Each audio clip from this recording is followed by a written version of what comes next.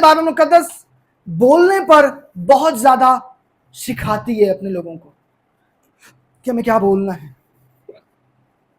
कई बार इंसान वो बोलता है या उन चीजों को अपने मुंह पर लेकर आता है जो उसे नहीं लेकर आना चाहिए। वो कोई नेगेटिव बात हो सकती है, वो उसकी अपनी जिंदगी के लिए हो सकती है, किसी दूसरे के लिए हो सकती है, लेकिन याद रखिएगा खुदा चाहता है कि हम उन लफ्जों का चुनाव करें जो दूसरे के लिए फजल का बाइस हो, ना कि उसके नुकसान का बाइस हो।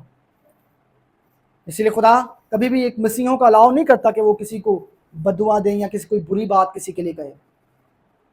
खुदा नहीं चाहता कि हम ऐसा करें। वो कहता है कि तुम ये सब चीजें मुझ पर छोड़ दो, बदला मैं लूंगा, लेकिन तुम क्या करो, जो बुराई करता है उसके साथ भलाई करते चले जाओ। उसने कहा कि जो तुमसे बुराई करे उसके साथ भला करो, जो तुम्हें सताए तुम उन्हें ना सताओ, तुम ऐसा ना करो जैसा वो करते हैं, बल्कि सब कुछ मुझ पर छोड़ दो।